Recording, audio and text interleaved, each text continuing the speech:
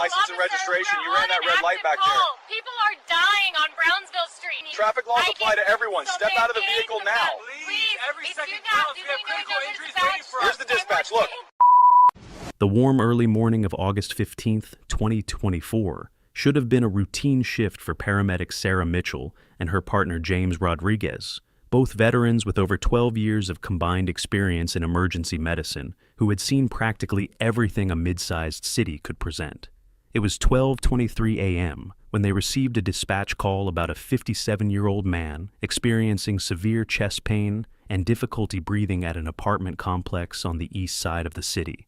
Classic symptoms of a potential heart attack that required immediate response. Sarah and James activated their ambulance's lights and sirens and began navigating through the deserted early morning streets toward the patient. Every second counting because in cardiac emergencies, minutes could mean the difference between complete survival and permanent brain damage or death. But 7 minutes into their response, as they accelerated through an intersection with a flashing red light after verifying it was clear, patrol lights lit up behind them, and Officer Tyler Henderson, a 24-year-old rookie who had been on the force for only 11 weeks, signaled for the emergency ambulance to pull over for a traffic violation. A decision that would cost him his career and nearly cost a man his life. Sarah Mitchell had become a paramedic after working as an emergency medical technician for 3 years, recognizing she wanted more training and more ability to make critical difference in life or death situations.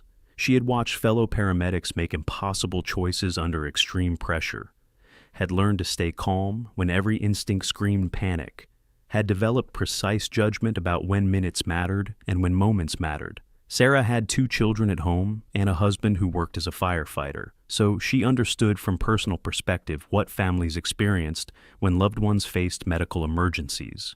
Every call she responded to was approached with urgency born from knowing the person on the other end was someone's son or daughter, father or mother, someone's beloved someone. James Rodriguez had entered emergency medicine after serving as a combat medic in the Marine Corps, where he had learned to provide medical care under literally enemy fire. He had seen what happened when treatment was delayed, even by minutes in critical trauma, had held the hands of dying men because medical help couldn't reach them fast enough. That experience had given James visceral understanding of why paramedics had specific protocols about emergency response, why they were legally authorized to violate certain traffic rules when responding to calls, why interfering with an emergency vehicle en route to a critical patient was both dangerous and illegal. Officer Tyler Henderson was a product of an accelerated police academy that prioritized procedural knowledge over situational judgment, that emphasized following rules over understanding context. Tyler had graduated near the top of his class in knowledge of traffic codes and stop procedures, but near the bottom in communication skills and de-escalation. He had been working solo night shift for only 3 weeks, still nervous about every decision, still overly focused on proving he could do the job by the book. His supervisors had noted in evaluations, Tyler had a tendency to fixate on minor violations while failing to see the bigger picture, but they had attributed this to new officer anxiety that would diminish with experience. That specific morning, Tyler had been patrolling his assigned route when he had seen the ambulance accelerate through a flashing red light approximately 3 blocks ahead of him. The ambulance had clearly checked the intersection before proceeding, had lights and sirens activated indicating emergency response, and there was no other traffic in the area. Any experienced officer would have recognized this as a routine emergency response and simply ensured the ambulance had a clear path. But Tyler, focused on the technical traffic violation and perhaps anxious about how to handle his first real stop, that wasn't a training exercise, activated his lights and began pursuing the ambulance. Sarah noticed patrol lights in her rearview mirror and initially assumed the officer was providing escort or responding to the same call. But when the officer continued following and began signaling for her to pull over, disbelief washed over her. She told James an officer was trying to stop them, her voice carrying disbelief, because in 12 years as a paramedic, she had never experienced an officer trying to stop an ambulance on active emergency response. James checked the patient monitor mounted in the cab, which displayed dispatch call information, including the nature of emergency and location. He told Sarah they were still 4 minutes away from the patient, that every second of delay increased risk. Sarah made the decision to pull to the side of the road, recognizing if she didn't stop, the officer would likely escalate the situation by calling additional units or potentially claiming the ambulance was fleeing. She stopped the vehicle but kept emergency lights flashing and left the engine running, universal signals. This was an emergency vehicle on an active call. James immediately grabbed the radio and contacted dispatch, informing them they had been stopped by a police officer while en route to a cardiac emergency, and that there would be a delay in patient arrival. Tyler approached the ambulance with his body camera recording, his posture and demeanor following exactly what he had learned at the academy about high-risk traffic stops. He kept his hand near his weapon, approached cautiously to the driver's window, and used an authoritative tone when asking Sarah for her license and registration. Sarah, forcing herself to remain professional despite growing anger about this absurd delay, told the officer they were paramedics on active emergency response to a cardiac patient, that she had appropriate emergency vehicle driver's license, but that every second he kept them there was putting their patient's life at risk. Tyler seemed not to process the urgency in Sarah's voice. He repeated his demand for license and registration, adding she had violated traffic law by accelerating through a red light without coming to a complete stop. Sarah, her patience evaporating, explained, "Emergency vehicles are legally authorized to proceed through red lights when responding to emergencies as long as they verified the intersection was clear," which was exactly what she had done. She said she had driven ambulances for over a decade without a single traffic citation, precisely because she followed all appropriate protocols for emergency vehicle operation. Tyler said he needed to verify the ambulance was on a legitimate emergency call, that there had been cases of people stealing ambulances or using them for criminal activity. The claim was so ridiculous, Sarah literally laughed, asking if he seriously thought ambulance thieves would operate the vehicle with lights and sirens on while en route to a specific address provided by dispatch. James leaned over from the passenger seat and told the officer they could verify through dispatch the call was legitimate, that he had literally just done this over the radio moments ago, that the dispatcher could confirm they were on an urgent cardiac emergency. But Tyler, apparently feeling challenged and perhaps realizing he had made a mistake but not wanting to admit it, doubled down. He said he still needed to verify their licenses and the ambulance's documentation, that proper police procedure required full verification before he could allow them to proceed. Sarah asked directly if he understood a man was possibly having a heart attack and dying while they stood here. Tyler responded that if it was really an emergency, then minutes wouldn't make a difference, that paramedics always exaggerated urgency to get priority treatment. The statement revealed Tyler's fundamental ignorance about emergency medicine.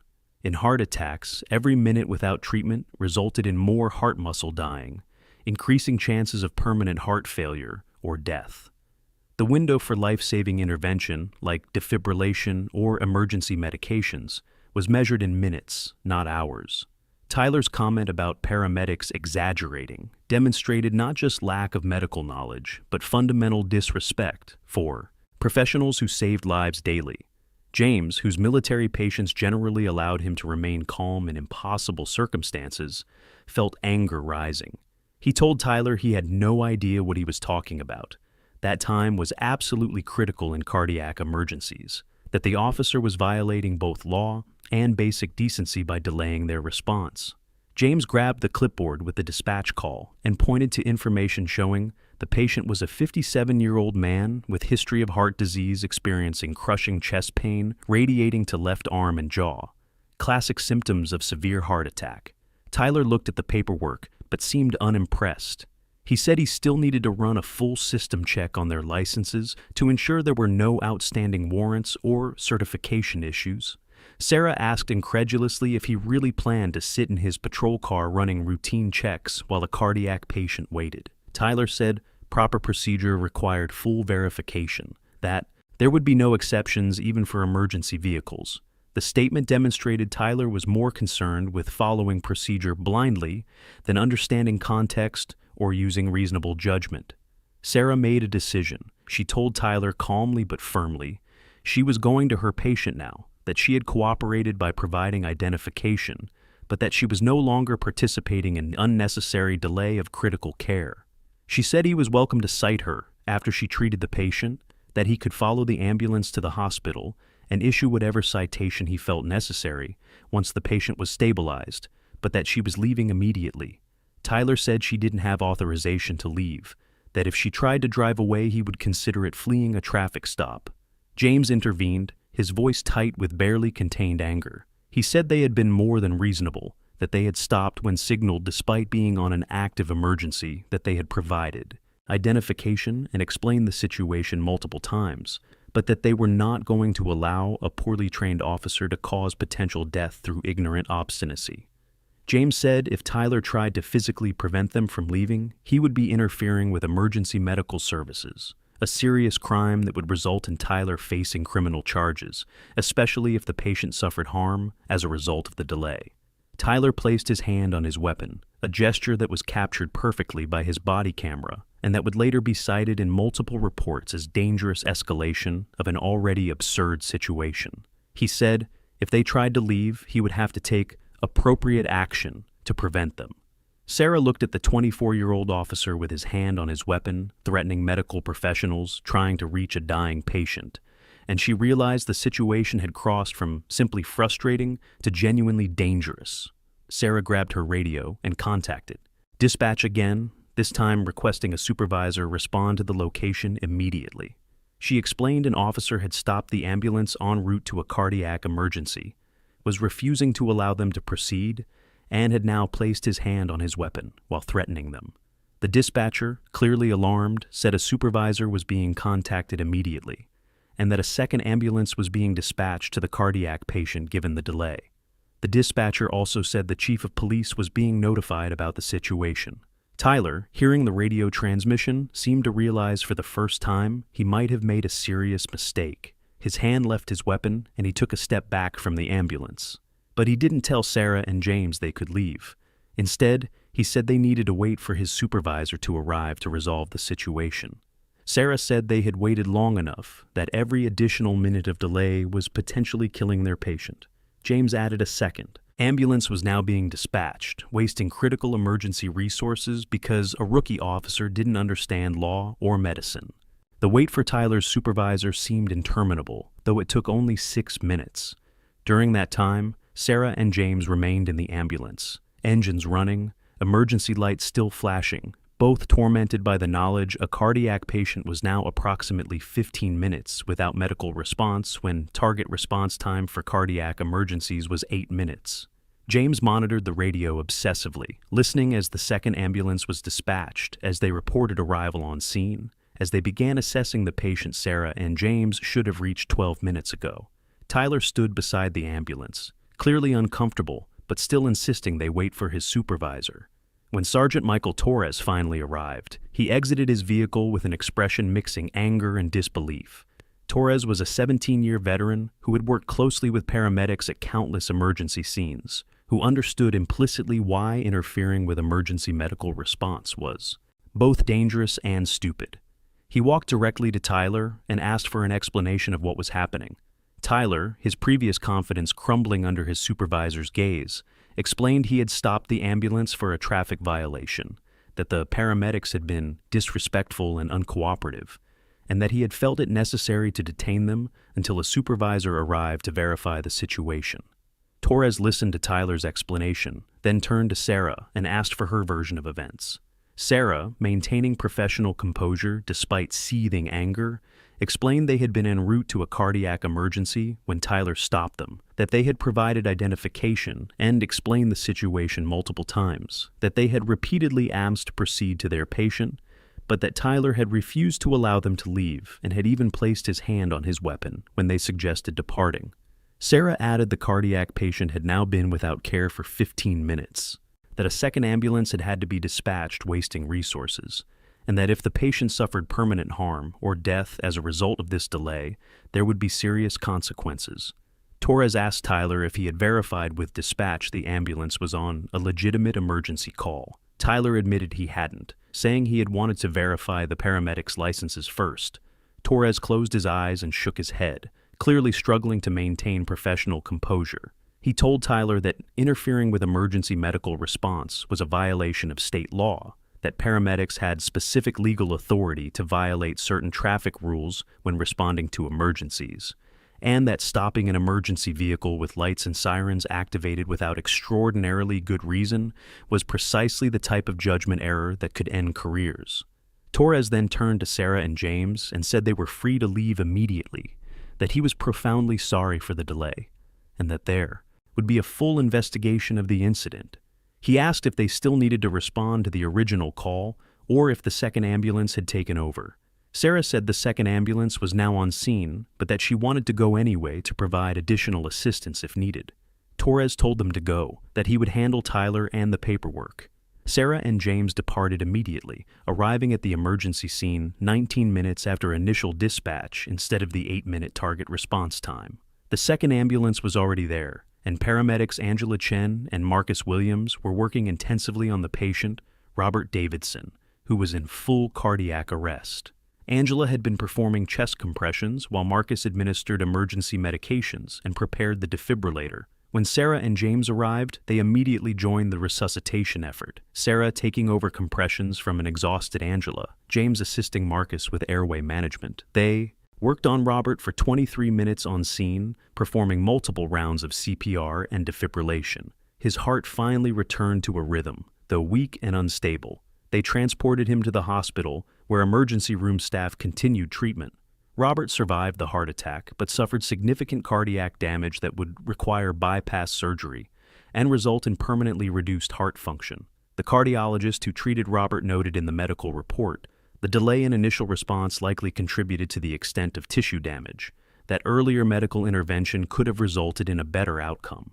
Robert Davidson was a retired elementary school teacher who had dedicated 32 years to educating children. He was grandfather to 5 grandchildren, active volunteer at the local food bank, and had finally reached the point in life where he and his wife Carol were planning to travel and enjoy the retirement they had worked decades to achieve. Now he faced months of recovery, major heart surgery, and permanent uncertainty about whether he would be able to do simple things like play with grandchildren or walk without becoming breathless.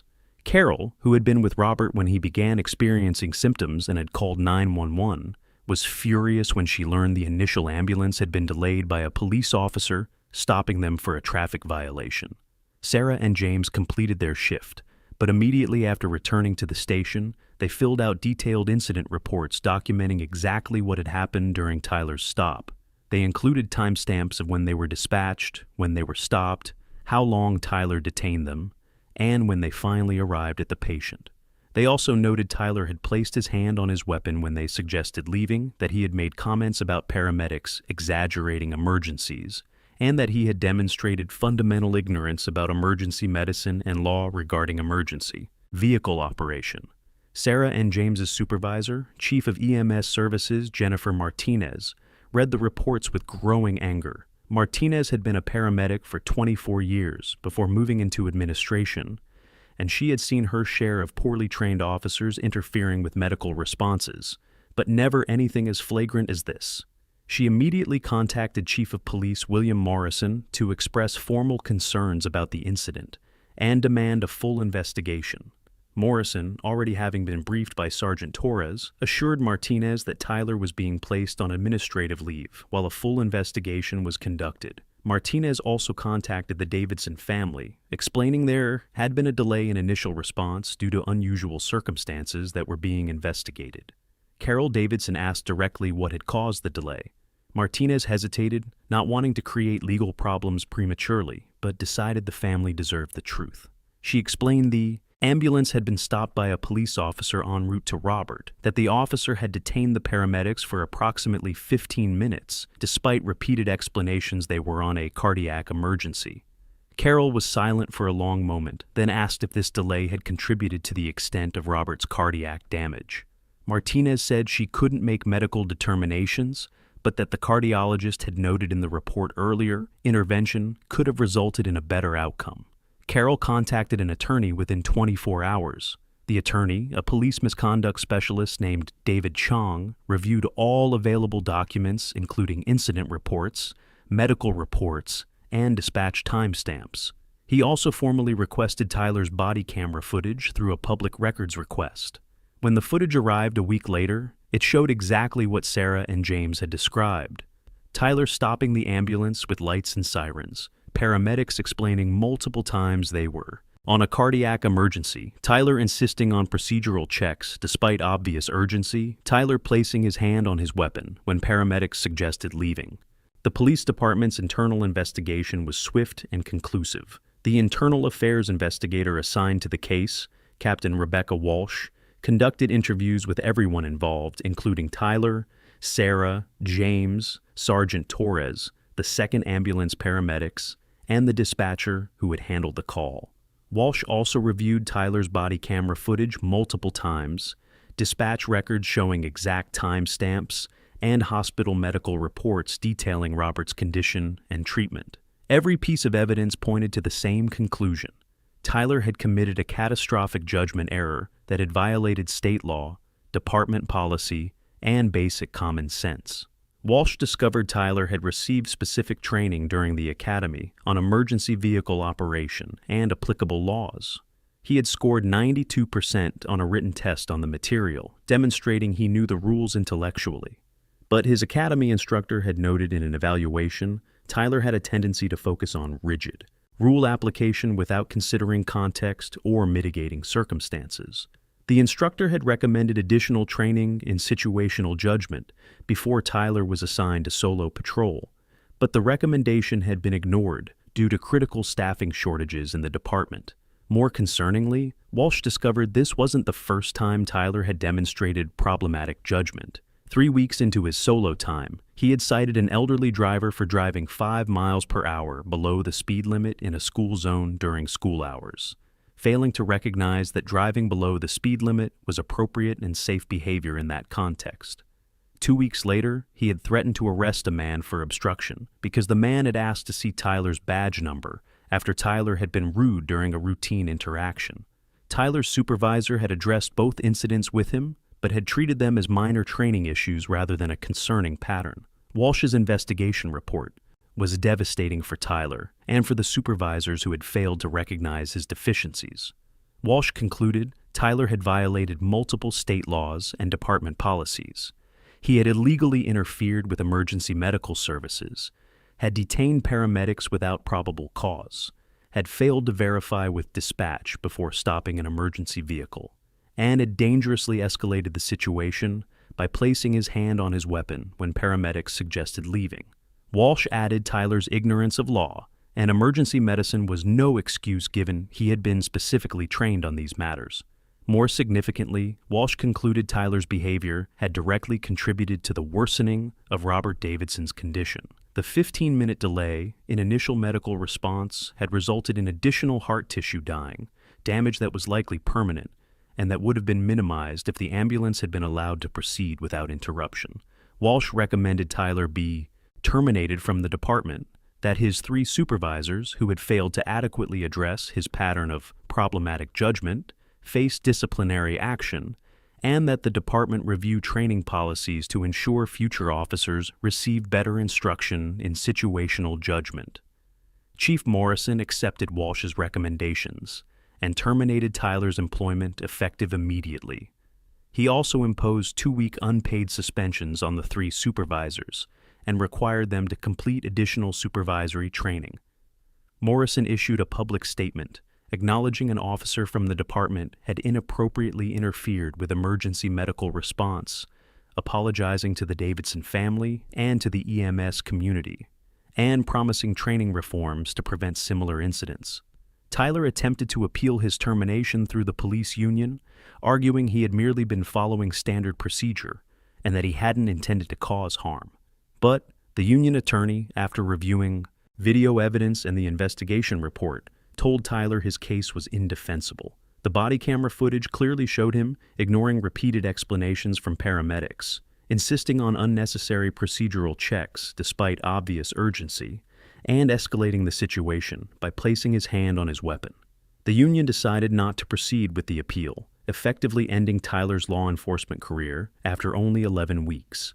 Meanwhile, David Chang had filed a civil lawsuit on behalf of Robert and Carol Davidson against Tyler personally, the police department, and the city. The lawsuit alleged Tyler's interference with emergency medical response constituted gross negligence that had resulted in permanent physical harm to Robert, emotional distress to both Robert and Carol, and substantial medical expenses that would continue for the rest of Robert's life. The lawsuit sought compensatory damages for past and future medical expenses, loss of quality of life, and emotional suffering, plus punitive damages to punish Tyler's behavior and prevent similar future conduct. The city initially tried to defend the case, with municipal attorneys arguing Tyler had been operating within reasonable police officer discretion and that the connection between his actions and Robert's harm wasn't definitively established. But when Chung produced a cardiologist's report stating the delay in treatment had, more likely than not, contributed to the extent of cardiac damage, and when body camera footage was presented showing Tyler's inexcusable behavior, the city's attorneys recognized going to trial would be disastrous. A jury watching video of Tyler detaining paramedics while a cardiac patient was dying would likely award substantial damages. Settlement negotiations began 4 months after the incident. Chang initially demanded $250,000 in compensatory damages plus about $100,000 in punitive damages. The city counteroffered $50,000, arguing Robert's cardiac damage could have occurred regardless of the delay. Chang responded by producing expert statements from 3 different cardiologists, all agreeing every minute of delay in heart attack treatment increased damage, and that the 15-minute delay had substantively worsened Robert's prognosis. The city eventually agreed to a settlement of $35,000, an amount that reflected both the seriousness of Tyler's misconduct and uncertainty about exactly how much damage had been caused specifically by the delay versus Robert's underlying cardiac condition. The settlement included a provision requiring the city to implement additional training for all officers on emergency vehicle operation and proper protocols for interacting with first responders. The settlement also included a no-admission clause, meaning the city wasn't formally admitting liability, though the payment itself implied recognition something had gone terribly wrong. Robert and Carol accepted the settlement, recognizing prolonging the case through trial would be emotionally exhausting and uncertain in outcome. The money would help cover Robert's growing medical expenses and provide some financial security as he navigated recovery and permanent uncertainty about his health. But no amount of money could restore the heart function Robert had lost, or eliminate the constant fear of another heart attack, or give back the years of active retirement he and Carol had planned. Sarah and James continued working as paramedics, but the incident left emotional scars. Sarah developed anxiety about potentially being stopped again by an officer who didn't understand emergency law, anxiety that manifested as increased heart rate and sweaty palms whenever she saw police lights in her rearview mirror, even when she wasn't on an emergency call. James, whose military experience had given him tools for dealing with trauma, still struggled with anger about the fact Tyler had essentially gotten away with only losing his job while Robert faced lifelong health consequences. The police department implemented comprehensive training reforms in response to the incident. Reforms that went beyond what the legal settlement required. Chief Morrison established a task force including experienced officers, paramedics, firefighters, and hospital administrators to develop new curriculum on appropriate interaction with emergency services. The resulting training program, implemented 6 months after the incident, required all officers to complete an 8-hour course on basic emergency medicine, emergency vehicle law, and protocols for interacting with first responders. The training included presentations from active paramedics describing typical emergency scenarios and explaining why time was critical in certain medical conditions. Sarah was invited to present a module on cardiac emergencies, where she explained in layman's terms exactly what happens during a heart attack, why every minute of delay increased permanent damage, and how interfering with ambulance response could literally kill patients. She showed Tyler's body camera footage of him stopping her, noting to recruits that the officer in the video had destroyed his career and caused permanent harm to a citizen through ignorance that could have been easily avoided if he had simply verified with dispatch or used basic judgment. James presented a module on emergency vehicle law, explaining specific legal authorities that paramedics, firefighters, and other first responders had when responding to emergencies. He emphasized that while emergency vehicles were permitted to violate certain traffic rules, they were still required to operate safely and verify intersections were clear before proceeding. James explained police officers had a legitimate role in ensuring emergency vehicles operated appropriately, but that stopping an emergency vehicle with lights and sirens activated without extraordinarily good cause was both illegal and dangerous. The training program also included role play, exercises where recruits had to decide how to respond to various scenarios involving emergency vehicles. One scenario presented an ambulance accelerating through a red light without lights or sirens, a clear violation that would require investigation. Another presented an ambulance with lights and sirens driving erratically in ways that seemed unsafe, a situation requiring careful judgment about whether to intervene. A third scenario presented the exact situation Tyler had faced, an ambulance with lights and sirens proceeding through an intersection after verifying it was clear. The correct response was to do nothing or possibly provide escort if appropriate, never to stop the vehicle. The new training was well received by most officers, many of whom acknowledged they hadn't received adequate instruction on these matters during the academy. Multiple older officers admitted they could have made similar mistakes to Tyler's earlier in their careers if they had been placed in a similar situation without appropriate training. But some officers resisted what they saw as excessive criticism of Tyler, arguing he had simply been trying to do his job, and that one rookie's error in judgment shouldn't result in department-wide reforms. This resistance revealed deeper tensions within the department about accountability and culture. Some veteran officers felt administration was too quick to throw officers under the bus when mistakes happened, that a culture of fear was being created, where officers would be afraid to take any action for fear of punishment if something went wrong. Others argued that precisely because officers had so much power and authority, they needed to be held to exceptionally high standards and punished severely when poor judgment exercise resulted in harm to citizens. Morrison addressed these tensions directly during an all-department meeting 3 months after Tyler's termination. He acknowledged being a police officer was difficult work, requiring making quick decisions under pressure, that mistakes would occasionally happen, and that the department would support officers who made good faith choices that proved incorrect. But he emphasized Tyler's case wasn't about a good faith mistake made under pressure.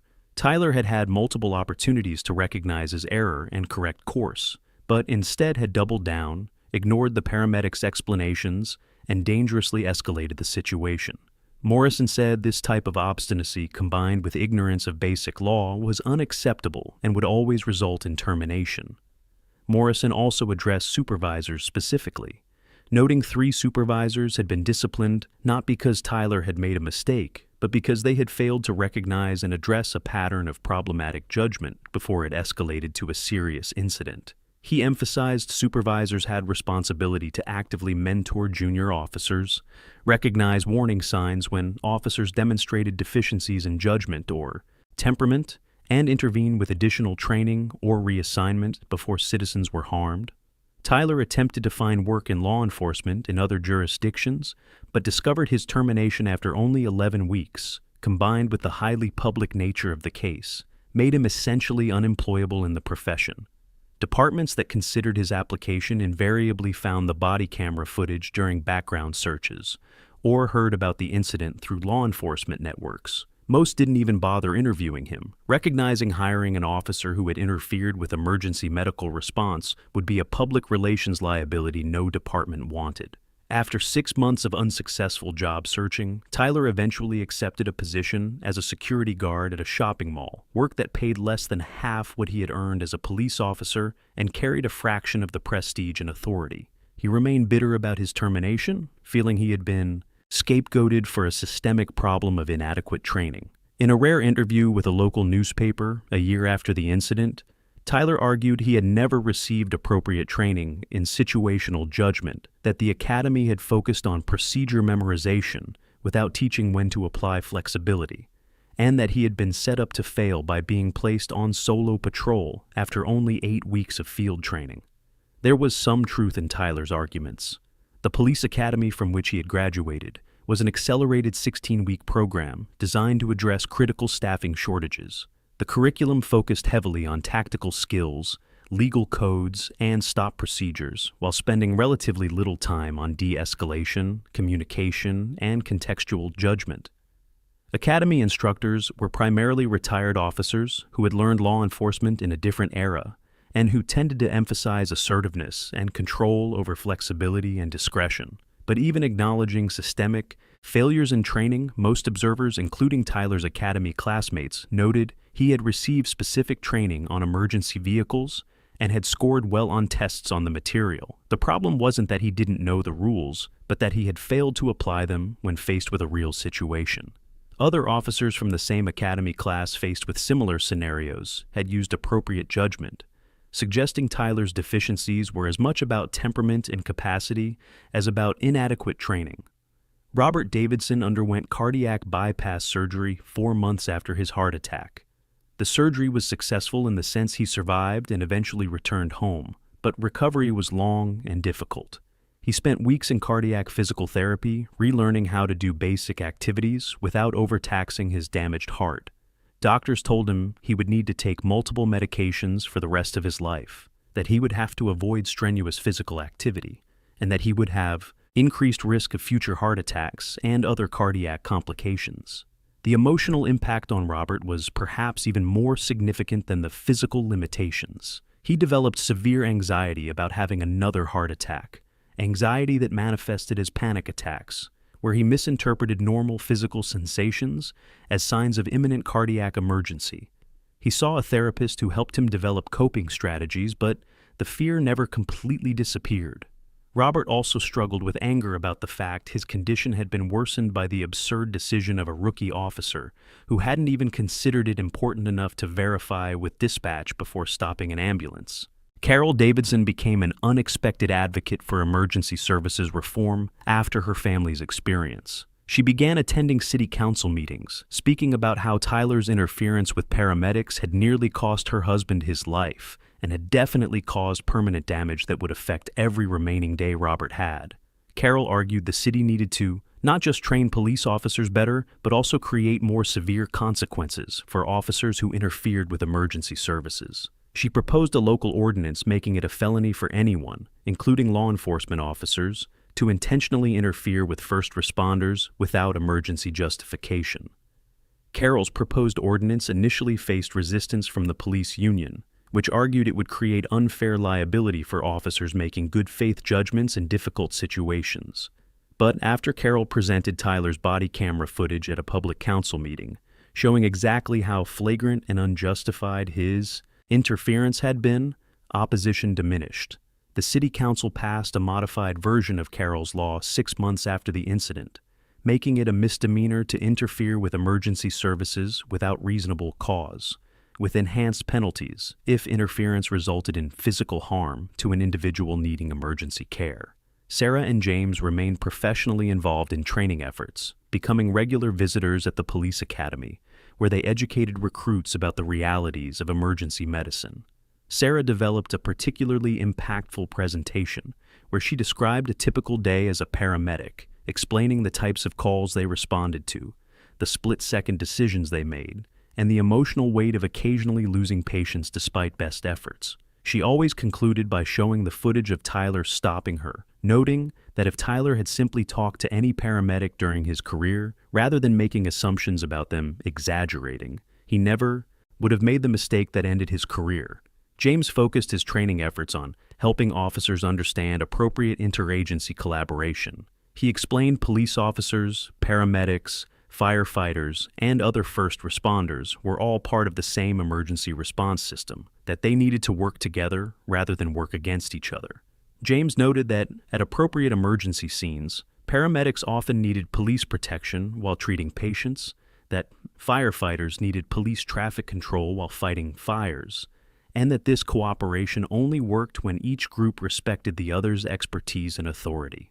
Tyler's body camera footage of him stopping the ambulance became widely used in law enforcement training across the country. The FBI National Academy incorporated it into curriculum on situational judgment, using it as a perfect example of an officer failing to consider context or consequences. Multiple state police academies added it to training, programs often pairing it with presentations from local paramedics explaining why Tyler's behavior had been so dangerous and unjustified. The video also went viral on social media, though in a different way from some other police misconduct videos. Rather than outrage about brutality or racism, public reaction to Tyler's footage was primarily disbelief and frustration about how unnecessary and stupid the entire incident had been. Commentators noted Tyler hadn't been malicious, simply spectacularly poorly judged and obstinate. The video was shared over 15 million times across platforms, often with captions like, "Rookie cop with zero common sense stops ambulance," or "This is why training matters in law enforcement."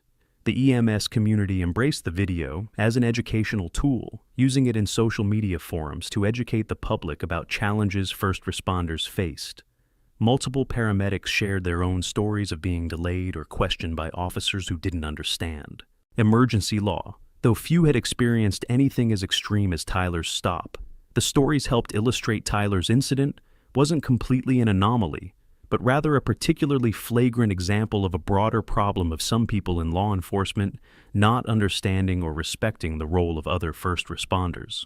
Tyler remained a controversial figure in online discussions. Some commentators expressed sympathy, arguing he had been a poorly trained young officer who made a terrible mistake but didn't deserve to have his entire career destroyed by a single incident. Others responded, the single incident had nearly killed a man and left him with permanent cardiac damage, that some professions, including law enforcement, couldn't afford such spectacular judgment errors, and that Tyler had had multiple opportunities to correct his mistake, but had instead doubled down and escalated the situation.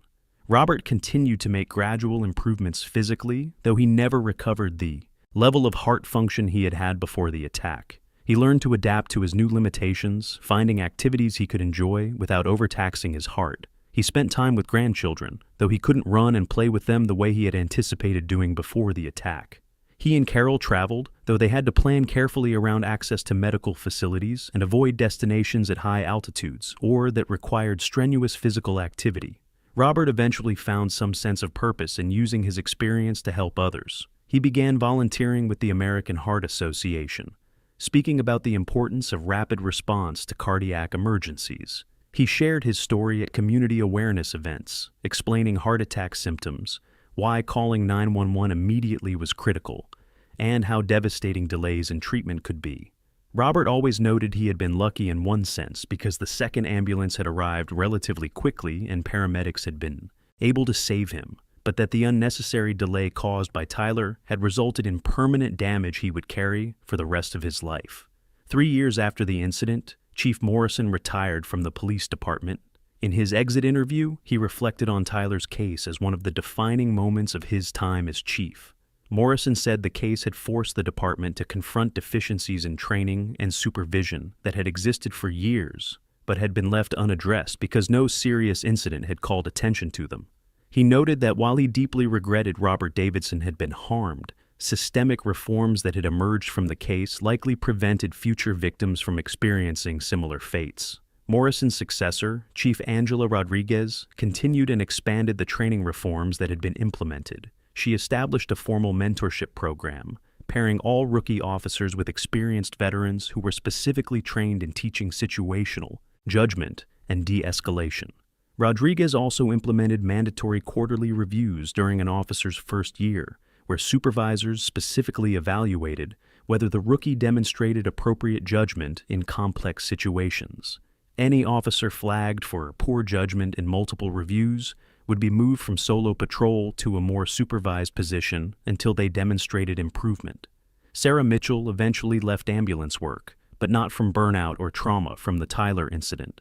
Instead, she used the experience to pursue an advanced degree in public health administration, focusing on emergency medical service systems and how to improve coordination between different types of first responders. Sarah's master's thesis examined multiple instances of law enforcement interference with emergency services, identifying common patterns and developing recommendations for training and policy that could prevent future incidents. She cited her experience with Tyler as a catalyst for her academic work, noting that transforming a negative experience into knowledge that could help others provided a sense of purpose.